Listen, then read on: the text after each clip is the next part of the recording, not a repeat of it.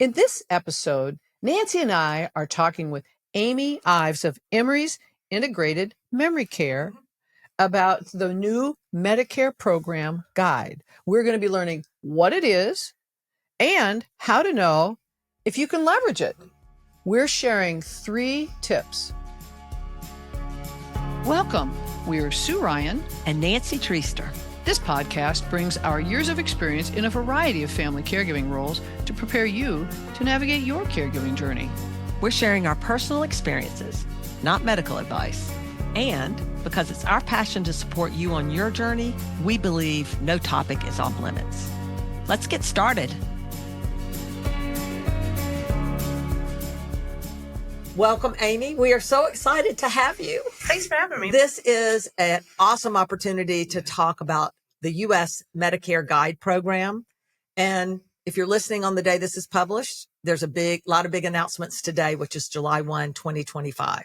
So we're excited to give you an overview so you can understand how you might participate in the GUIDE program. But first, let me introduce you to Amy. I'm going to read you her bio. Amy Ives is a gerontological nurse practitioner who is a trusted expert in geriatrics, demonstrating a deep understanding of the unique healthcare needs of the aging population.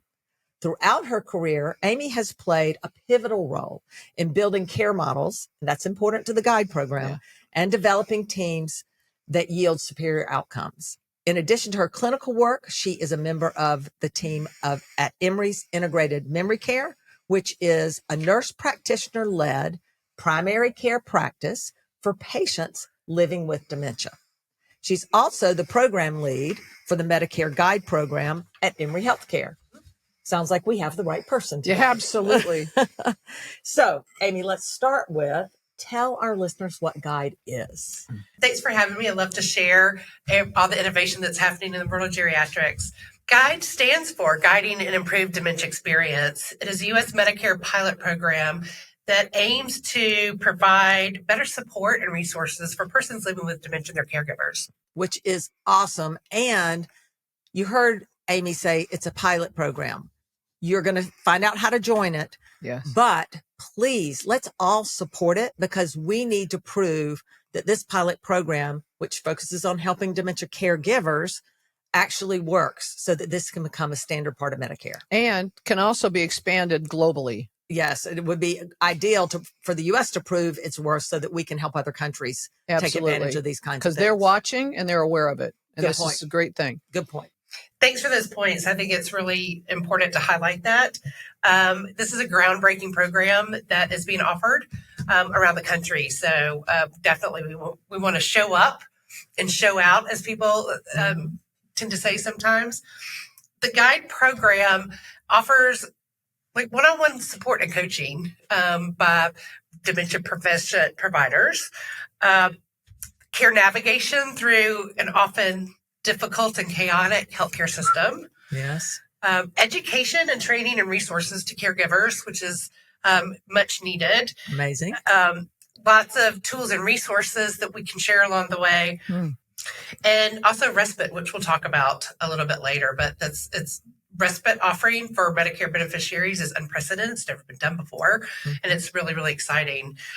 As of today, July 1st, there are approximately 390 programs across the country that have been vetted by Medicare to provide this program. And so it is really, really going to have an impact for persons living with dementia and their caregivers. Which is huge because it's fully funded by Medicare. I mean, this is amazing. And this is the first time, and this is so incredibly important and valuable. And this is why Nancy and I prioritized this as something that really stands out, because it's the first time Medicare is recognizing the caregiver. And conservatively in the United States, there are over 12 million caregivers who are providing millions of hours of unpaid support. And these are the family caregivers. Specifically for people living with dementia. Specifically.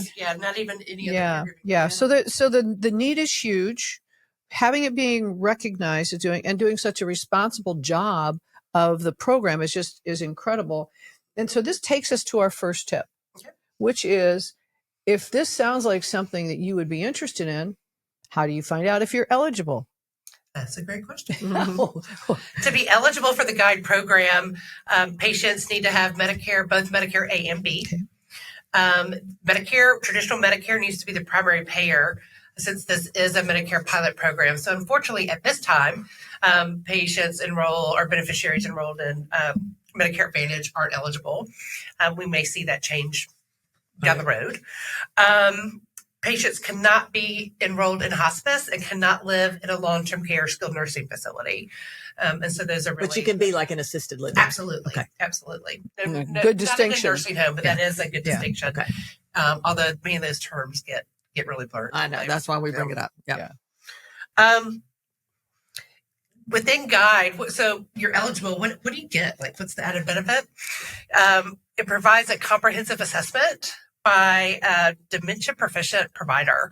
Medicare has done a really good job at requiring providers that are touching patients and caregivers to actually be the experts in their field. Wow, that's great. Right? Yeah, that's so important. The amount of vetting that we had to go through for that was, for those of us that have done this work forever, it's just finally somebody's listening to us. Right? Yeah, it's encouraging, actually. It is very.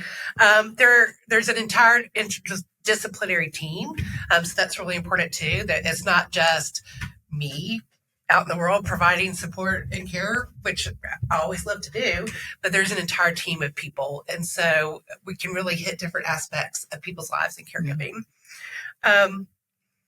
There is a care navigator. A dedicated care navigator for each beneficiary and caregiver group. That is huge. I mean, there's someone specific. Right. This program actually also requires that we're proactive. And so the care navigator is your person that's going to help you steer, or help you paddle down the river, or maybe it's up the river. Is that's the hard part, right? Might feel that way. Yeah, we often feel that we're paddling up the river. Yes. But we're not, within this program, Medicare really realizes that caregivers are overwhelmed and extremely busy. And sometimes you don't have time to stop and call and ask a question. So I do love that they expect programs and participants to be very proactive in reaching out, offering resources, really being in tune to each individual, dyad's needs. Well, and having someplace and someone to call is huge. It is. Yeah. Yeah. It is really nice. And so that care navigator is just really going to be the one that's going to sort of quarterback within the team. Okay. Although each of these participating programs are really the quarterback for overall care for patients. Okay. There is a one-time home assessment that's really just done sort of right after the time of enrollment into the GUIDE program. And the intent of that is sending somebody with a trained eye in to get a feel of what does day-to-day look like for patients and caregivers. So are there tweaks along the way, anything that we could recommend that would help patients maintain their independence, that would help make things easier for the caregiver, to whether it's set up or, directing people in a way. And I tell you that in doing this the last year, sometimes it's just moving a nightlight from the hallway into the bathroom, or the other thing that's my favorite is that I've done for many patients is putting a picture of a commode on the bathroom door. Now, seriously, there are so many people that would never have known about that or thought you wouldn't. It's like seems too simple. Yeah. Right? It's the little things. It's the little things, but they're huge. They're huge. Yeah. I've always said this in caring for patients with dementia and their families.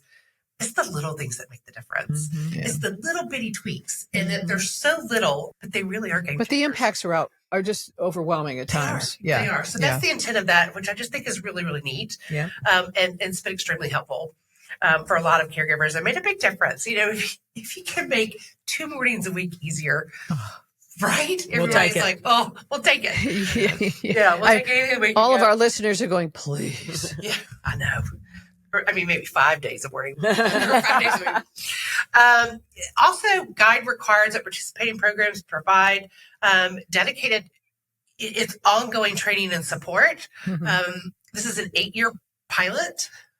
So, this is not come in and we're going to teach you and we'll check on you. It's really, really providing resources. And so that shoulder to shoulder support. I think is the best Now, way to put now that. when you have the pilot program, you don't have to be able to commit to it for 8 years because No, you may that's not a have great that program. journey. So No, that's clarify that a little Yeah, bit. that is a good. Medicare has dedicated to fund this program for the next 8 years, which is important to be able to measure the interventions that we're doing and what those outcomes are. There's actually no commitment required for GUIDE. It's voluntary. It is really just an additional Medicare benefit. There's no cost to patients. There's no contract. You can voluntarily in and out. And stay as long as you want. Stay as long as you want. Okay, that's a great clarification. Okay, yeah. They also require that we provide 24/7. So there's a lot of programs or a lot of parts of programs that have been providing, pieces of this program along the way. But not everybody was available 24/7. We probably all have the Alzheimer's 24/7 hotline number in our phones still, probably, right? Oh, yes. But that's not always the tailored help that you need. Right. It's not personalized it's to your fantastic. to the care that you've It's not personalized to the care that you're getting. So they do require all of the participating programs to provide 24/7 support, which is huge. Yeah. Because it's so interesting. Things always happen at 3:00 in the morning. They happen in the middle of the night. It's like this. It doesn't necessarily happen at 9:30 in the morning or 2 in the afternoon. Yep. We talked about the care coordination. This is a program that really aims at being the quarterback, being the overseer, the collector of all the things. And Medicare very actively expects these programs to coordinate with the existing medical team that patients have, making sure that hospital transfers and discharges or changes between care levels are very smooth and free from chaos or disaster. And so let's talk about the respite benefit. Respite is where, as a caregiver, you can step away and have somebody come in and actually take care of your loved one. Sounds wonderful.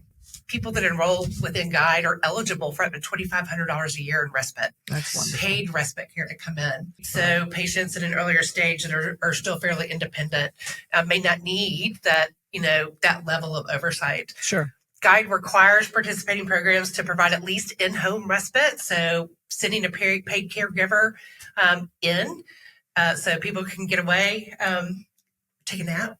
Yeah, massive. Remember naps? Yeah, massive. Yeah, it's huge. Yeah. But those benefits can also, participating programs can also use that respite benefit for adult day programs and inpatient respite. Right. So okay. those are available. So if I like hearing all this and all this sounds like something that would benefit me, then let's talk about tip 2, which is how do I find a GUIDE program near me? You just said there were 390 of them. 390. Yeah. So that sounds like a lot, but maybe not. We're a big country. The good thing is that they're nicely scattered across the country. Okay, good. It doesn't seem to be too heavily populated in certain areas. Medicare designates the service area for each participating program, right? And that's just to ensure that if you're going to provide this level of care, you're going to provide this level of care. Okay. And so they don't want people to sort of overpromise. And so each participating program had to designate the geographic area that they could provide services in. So that's important to note. Yes. Medicare has a website for GUIDE. It's a really long Medicare name, government website. Yes. But I usually just tell people to Google Medicare plus GUIDE plus dementia, and that it pops up pretty easily. That's awesome. And then we'll, of course, as always, put the link in the show notes. So they don't have to That'd have be too so hard. helpful, right? Yeah. I tell you, I got a call from a caregiver a few weeks ago. His wife was away at her adult day program, and it was just one of those mornings, and he just hit the end of his rope. And he called and he said, "Amy, I'm literally sitting outside in the rain. I just can't do this today." Oh, bless his heart. And so we were able to help him, set up a respite right around the corner. So he just took a break. But I think every caregiver has that day. Yes. Oh, yes. Multiple days or periods of time. And it's just been amazing to be able to provide that level of help that people don't have to come out of pocket for. That's and awesome. It's just incredible. So I'm very, very excited about that part.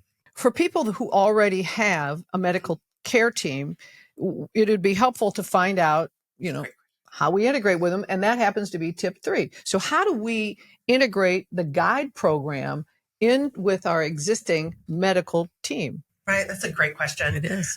This really should be a nice add-on or augmenting. Each program is going to vary a little bit, right, in the depth of the level and management of what they're providing. But because the requirement of documented care coordination, it should be something that would easily just fit on to somebody's existing medical team. So there wouldn't be any conflict that I wouldn't think too easily. But that does bring up a good point. You want to ask the right questions, right? Yes. How do you know? I've just said that every program is going to do this a little differently, right? How do you know what's going to be a good fit for you? So I did bring a list of questions. Good. And I think the first question is, can I keep my existing medical team? Is that okay with you guys? Not that it's okay. Would that provide any conflict? I think is a better way probably to ask that. How are you going to coordinate with my existing specialist and medical providers? What's expected from me? So what's the frequency look like? Do I have to come in? Is this through telehealth? Is this phone calls? Is this phone triage? How often do we have to do this exactly? So if this is going to be the right fit, right? Right. And you did say, I asked you this, and I think you told me. So even though there's 390, which sometimes sounds like a lot and sometimes doesn't when you think about the size of the country, there can be, if you're in some geographies, more than one. There can be. So you do want to understand what these questions are. And because of like what you just said, some are going to provide more service than others. So you need to understand which one fits best with what you're looking for. Particularly in unfortunately in larger metropolitan areas, there are likely to be multiple GUIDE participating programs. But also in Georgia, there's going to be some rural overlap too, which is really nice. That is nice because they usually don't get that. They usually don't get that. But every geographical area is going to be a little different. Okay.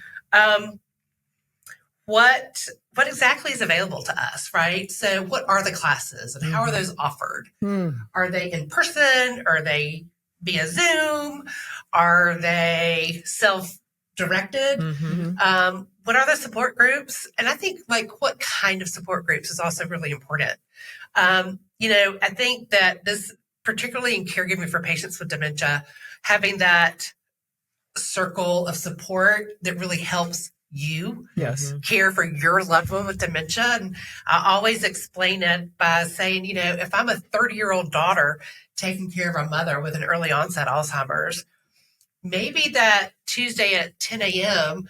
group of spouses taking care of their husbands isn't maybe going to be the best fit for me. So just making sure and also voicing, straight up front what your needs are, I think is important. That's good. Helpful. There are ongoing assessments, right? So we also, our patients and caregivers, have a little bit of responsibility in this program as well. There's ongoing assessments that will measure caregiver stress and burden, quality of life for persons living with dementia, staging of dementia along the way. Are there any health-related social needs that are impacting care in any way so that we can develop resources? And so those assessments are going to have to be done at least annually and sometimes more if we're doing a That's reassessment reasonable, for though. changes. Yeah. There is. They're in depth. I'm not in depth in number of questions, but they're asking tough questions. And so it's really, really important for caregivers to answer this honestly. You really and truly, this is not the time to sugarcoat it. We need to show Medicare and the rest of the world. This is a game-changing program, right? Dementia care will be changed infinitely by the findings from this program. So we need to really show how hard this is, or how hard it can be. Just because your stress is managed doesn't mean that you're not having stress. Right. That's huge. I mean, just because you're managing it doesn't mean you don't have it. Right. Yeah, absolutely. And this is a pilot program. It's absolutely, as you said in the beginning, it's groundbreaking. It's a Medicare pilot program, and it's for those of us who are caregivers. I mean, a huge opportunity. So when you say tell it like it is, I mean, this is our opportunity to tell it like it is and to be really honest about it, because it is a big deal, and it's long a struggle. And for us, training and respite really do matter. They really move the needle. And when we think about the impact that we can have in our lives, and then as this works in the lives of more people here in the United States, and then also around the world, this is huge. So it's a great opportunity. I'm so thrilled that you're sharing all this information with us. Yeah, I mean, it is truly at the time where I think we want to make sure as many people as possible know about this program. But there will be people who are in the Atlanta area, which is what Emory serves. So why don't you tell us a little bit about Emory IMC in case people are, are interested specifically about your program? The Integrated Memory Care Clinic at Emory is a clinic really led by nurse practitioners. We're all dementia specialists and geriatric specialists, providing primary care for patients with dementia. So we try to bring everything under one umbrella. So we have Geri Psych, we've got licensed social workers, RNs on our team, and it eliminates some of that doctor hopping or up and down the road visits. It was hard enough to get in the car one day. It's definitely harder to get in the car 3 days. Exactly. Our clinic is located part of the Emory Clinic system. We're at North Druid Hills and Briarcliff, right in Executive Park. But we also have a community arm of our clinic where the nurse practitioners are making house calls to various senior living communities around the large metro area. So that's just been a really fun thing to participate in, and we'd love to talk to you and ask some questions. Yes, awesome. This has been fantastic. I know Sue and I both felt like this was a really important topic, and you've brought so much light to it. Yeah. Thank you. You're so welcome. Thank you. I just cannot stress enough. There's really no downside for people joining the GUIDE program or enrolling in it. The more we put into a program like this, the more we're going to get out of it in the long run. Well, Nancy and I would both have been right at the top of the list of people volunteering if this had started a few years ago. So hopefully this can be a method of supporting other people being able to take advantage of something that they're going to get so much benefit from. For sure. Yeah. All right. Well, let's summarize. Okay. Today, Sue and I talked with Amy Imes about the U.S. Medicare GUIDE Program and really all that it can do to help dementia family caregivers. We talked about 3 tips. First, understand your eligibility and how to understand your eligibility. Second, how to find a GUIDE program near you.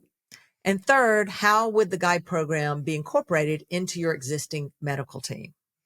Now, if you've been a participant in GUIDE already, or you know something about the GUIDE program, feel free to put any tips you might have on our Facebook page or our Instagram page. The links are in the show notes. We'll also make sure the links to how to find the GUIDE program are in the show notes as well. Now, remember also, any podcast, just look at the number of the podcast. And if you go to the caregiverjourney.org, you look at our blog, the blog portion of our site, there's a matching blog. So we've effectively taken notes for you. So you don't have to take notes and remember everything we said on this podcast. Just go print off the blog. If you like this podcast, please share it with anyone you think it might help. Please follow us or subscribe to it. We really, really appreciate it. And as we always say, we're all on this journey together.